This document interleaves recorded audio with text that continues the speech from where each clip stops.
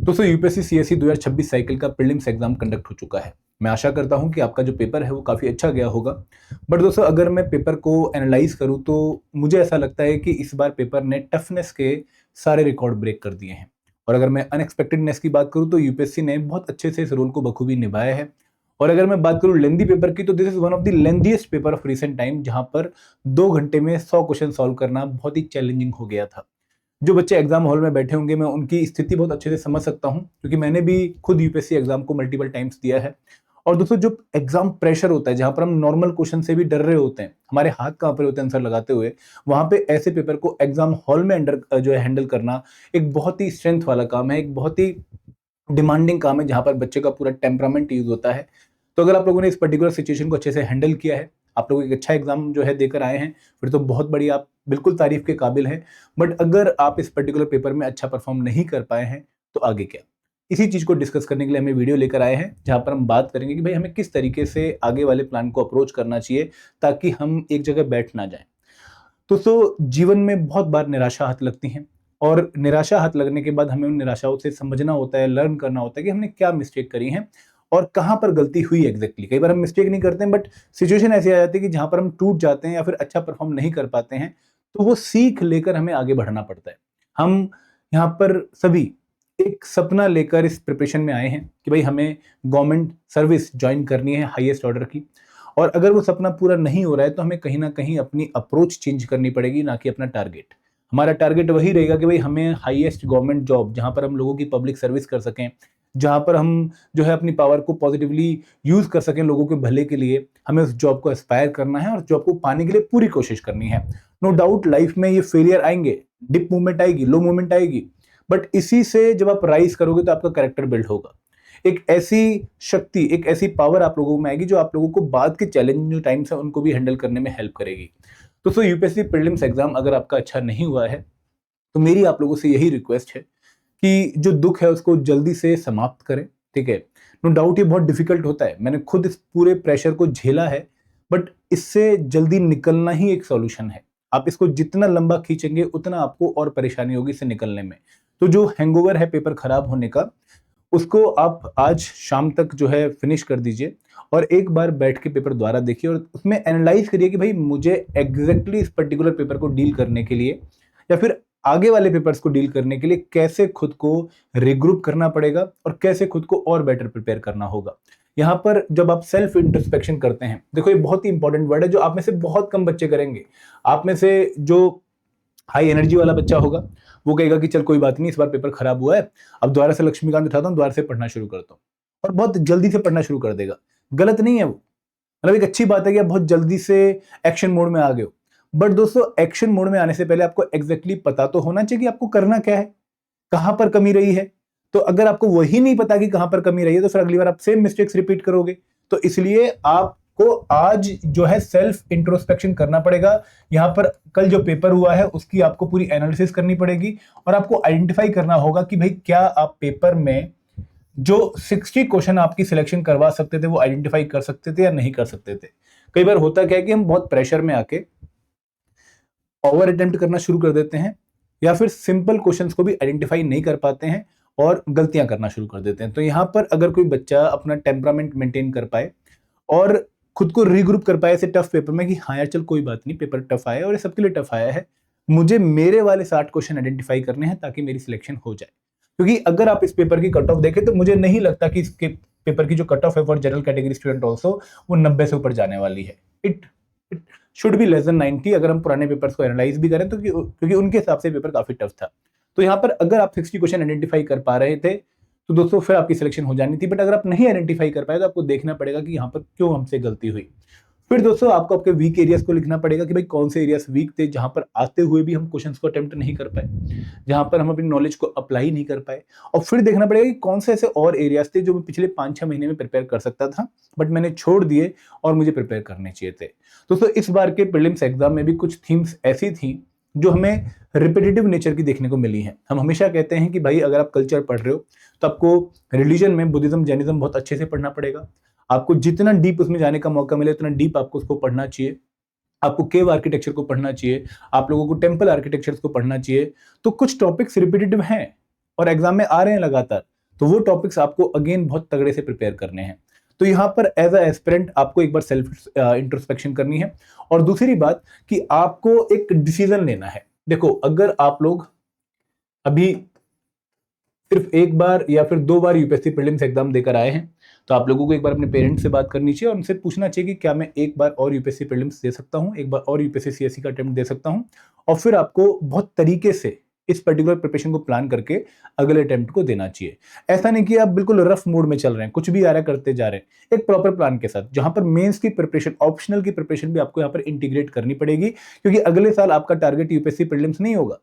अगले साल आपका टारगेट एग्जाम क्वालिफाई करना होगा, पूरा प्रोसेस कंप्लीट करना होगा। तो यहां पर आपको एक डिसीजन लेना है। यहां पर आप लोगों की फैमिली, आप लोगों के फ्रेंड्स, आप लोगों का पीयर ग्रुप एक बहुत इंपॉर्टेंट रोल प्ले करता है। और सबसे इंपॉर्टेंट कि आप खुद कितने रेडी हैं एक साल और मेहनत करने के लिए, ये भी मैटर करता है। अगर आपकी एनर्जी हाई है, अगर आपकी मोटिवेशन हाई है और आपको लगता है कि भाई मैं इस बार तो पक्का क्रैक कर लूंगा, तो आपको जाना चाहिए। बट ये उन्हीं स्टूडेंट्स के लिए मैं जो है सलाह दूंगा जिनका अभी फर्स्ट या फिर सेकेंड अटेम्प्ट हुआ है, ठीक है।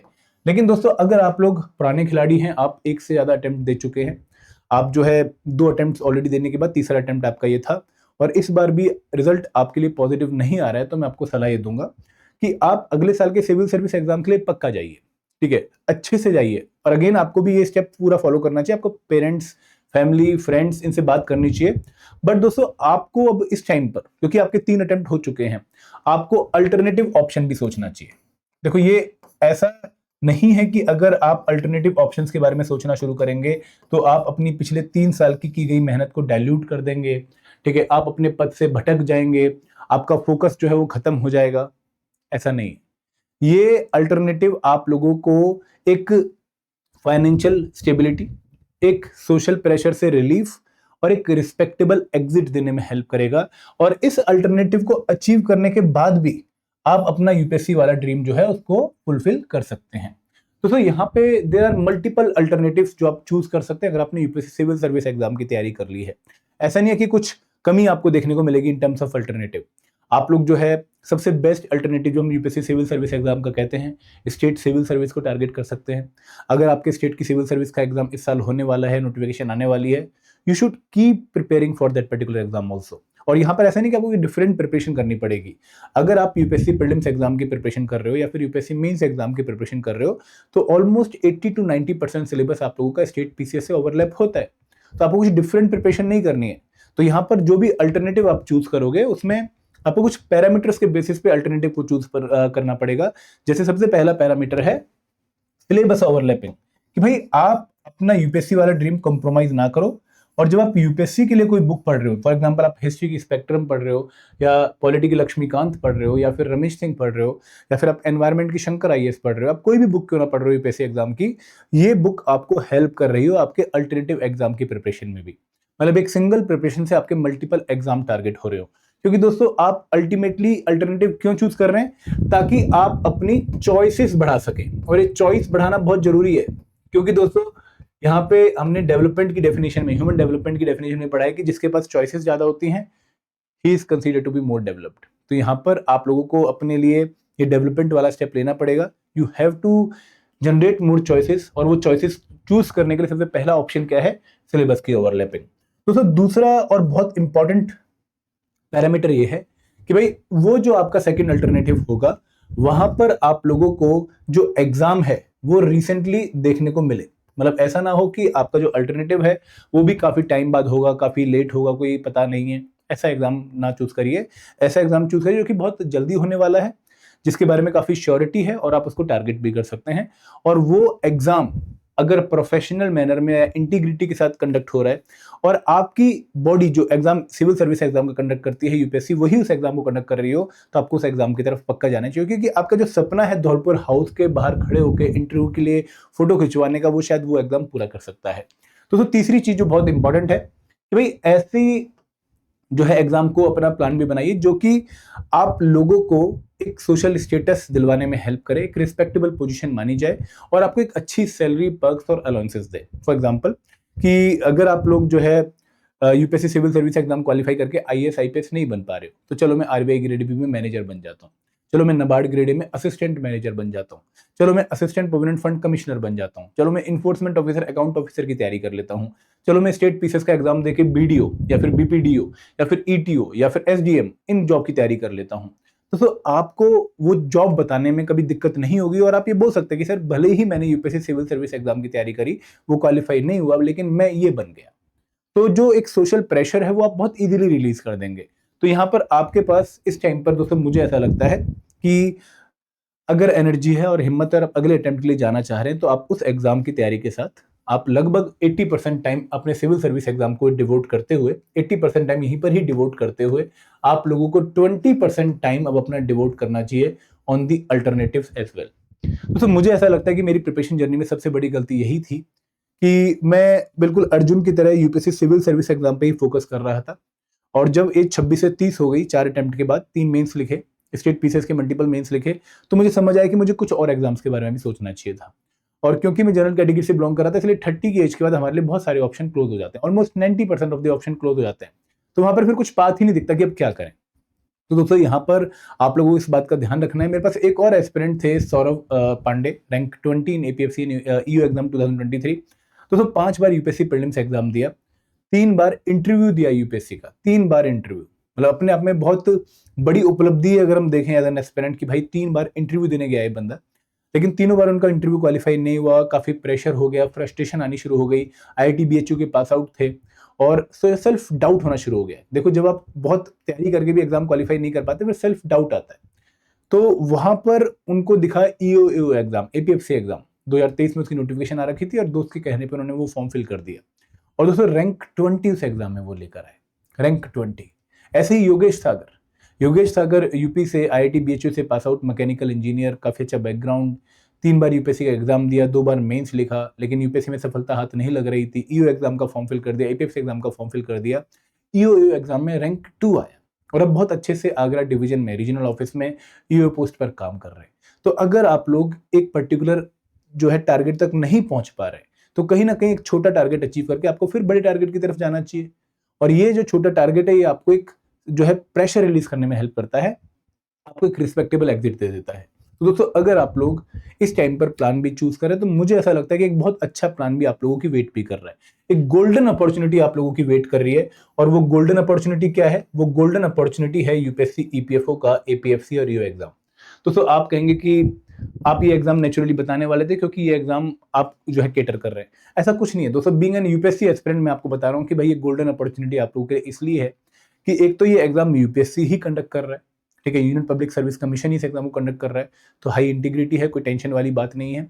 दूसरी बात कि भाई इस पर्टिकुलर एग्जाम का जो सिलेबस है लगभग 70% यूपीएससी के साथ ओवरलैप करता है, तो कोई आपको चैलेंज नहीं आएगा। आपको 30% के लिए 20% टाइम एक्स्ट्रा एलोकेट करना है पर डे। और दोस्तों तीसरी बहुत इंपॉर्टेंट बात यह है कि इस एग्जाम का पैटर्न, इस एग्जाम के पैटर्न में आप लोगों को सिर्फ 2 ही स्टेज देखने को मिलती हैं। आप लोगों को एक रिक्रूटमेंट टेस्ट जो कि प्रीलिम्स की तरह एक ऑफलाइन ऑब्जेक्टिव पेपर है और फिर सीधा इंटरव्यू। यहां पर कोई बीच की इंटरमीडिएट मेंस स्टेज है ही नहीं। तो पैटर्न इसकी सबसे बड़ी ब्यूटी है कि भाई 2 ही स्टेज का एग्जामिनेशन है।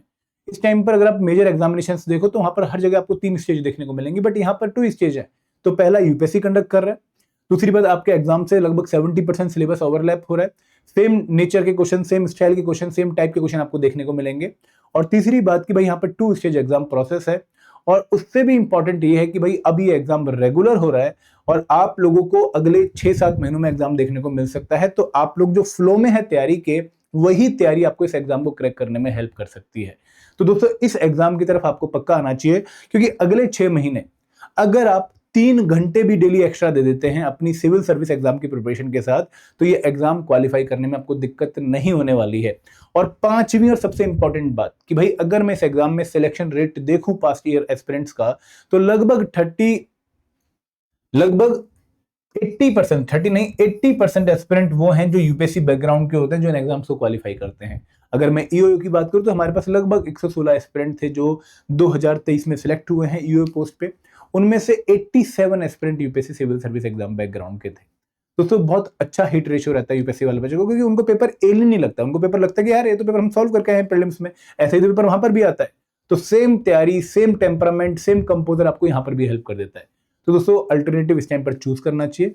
सिविल सर्विस एग्जाम का ड्रीम शटर नहीं करना चाहिए, उसको भी कंटिन्यू रखना चाहिए, बट उसके साथ इस टाइम पर अल्टरनेटिव चूज कर लेने चाहिए। आप स्टेट सिविल सर्विस को चूज कर सकते हैं, आप एपीएफसी ईओ को चूज कर सकते हैं, या फिर आप कोई और एग्जाम जो कि सिलेबस सिमिलरिटी का जो है होल्ड करता है उसको भी आप टारगेट कर सकते हैं। तो this is all from my side. I hope आपको काफी जो है एक अच्छा मैसेज मिला होगा। और अगर आप एपीएफसी और एग्जाम की प्रिपरेशन में इंटरेस्टेड हैं तो हमने आपके लिए एक डेडिकेटेड कोर्स लॉन्च कर रखा है, लिंक आपको वीडियो के डिस्क्रिप्शन में मिल जाएगा। आपके लिए जो कोर्स है वो है स्पेशल सब्जेक्ट कोर्स, जहां पर अगर आप लोगों ने सिविल सर्विस एग्जाम की तैयारी अच्छी कर रखी है तो जो टॉपिक्स आपने ऑलरेडी कवर कर रखे हैं उनके आपको चैप्टर वाइज क्विज मिल जाएंगे, और जो टॉपिक आपने बिल्कुल भी प्रिपेयर नहीं किया, for example IR and labour law, accountancy, auditing and insurance, उनका आपको कंप्लीट कोर्स मिल जाएगा, कंप्लीट सॉल्यूशन मिल जाएगा। तो that course is specially design for civil service aspirant. आप उसको चेक कर सकते हैं, लिंक वीडियो के डिस्क्रिप्शन में दिया गया है। तो this is all from my side. Thank you very much. जय हिंद, जय भारत।